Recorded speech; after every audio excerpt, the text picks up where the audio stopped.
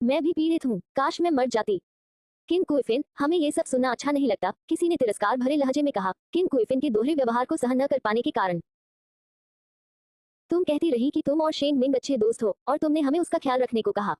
क्या तुम एक अच्छे दोस्त के साथ ऐसा बर्ताव करती हो? हम अभी अभी शेंग मिंग के कमरे से आए हैं और उसने तुम्हारे जैसा बर्ताव नहीं किया।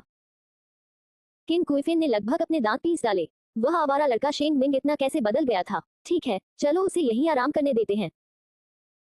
वैसे भी हम आज दोपहर को निकल रहे हैं और वह यहाँ अकेली रहेगी, लू शियाओशु ने कहा और जाने ही वाली थी कि किन कुइफिन अचानक बिस्तर से उठी, उसे पकड़ लिया और गिड़गिड़ाते हुए बोली, बहन शियाओशु, मुझे माफ कर दो।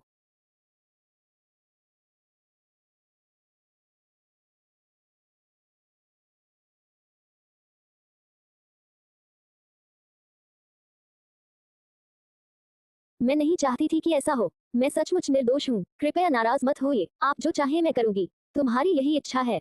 तुमने हम सबको बर्बाद कर दिया है और अब हमें ये कहने में शर्म आती है कि हम जनरल यूनियन डांस ट्रूप से हैं। लू शियाओशु ने घृणा दिखाते हुए किन कुइफिन की पकड़ से खुद को छुड़ाने की कोशिश की, लेकिन उसकी हरकतें बहुत तेज थीं। अचानक एक थप्पड़ किन कुइफिन को लग गया।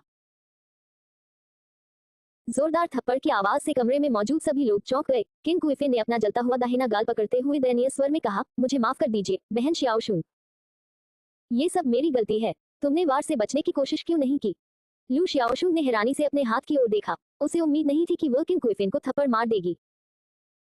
वह जानबूझकर आगे बढ़ी थी, तो वह कैसे बच सकती थी? बहन शाओशुआंग, मैं आपको दोष नहीं देती। सबको फंसाने की गलती मेरी ही है। मैं सबको शांत करने के लिए कुछ भी करूंगी। ठीक है, ठीक है, नाटक करना बंद करो। तुम्हें देखकर ही मुझे गुस्सा आ रहा है, लू शियाओशु ने कहा, हालांकि उसने उसका मजाक उड़ाना जारी नहीं रखा। यूनियन ने हमें तुम्हारा हालचाल जानने के लिए कहा है। तुम्हें कब छुट्टी मिल सकती है? अगर तुम जा सकती हो, तो हमारे साथ वापस आ जाओ। मैं अब जा सकता हूँ। एक बड़ा समूह भागदौड़ में अंदर आया और भागदौड़ में बाहर चला गया। किन कुइफिन को चोट पहुंचाने के अपराध बोध से ग्रस्त लू शियाओशु ने व्यस्तता से उसकी डिस्चार्ज प्रक्रियाओं में मदद की और अपने साथियों से भी सहयोग लिया। जो शुरू में एक निरीक्षण था, वह डिस्चार्ज हो रही मरीज को ले जाने में बदल गया। लू शियाओशु का चेहरा पूरे रास्ते भर उदास बना रहा। शेंग निंग के पैर में लगी चोट, जिसमें कोई अन्य समस्या नहीं पाई गई थी, के कारण उन्हें भी अस्पताल से छुट्टी दे दी गई।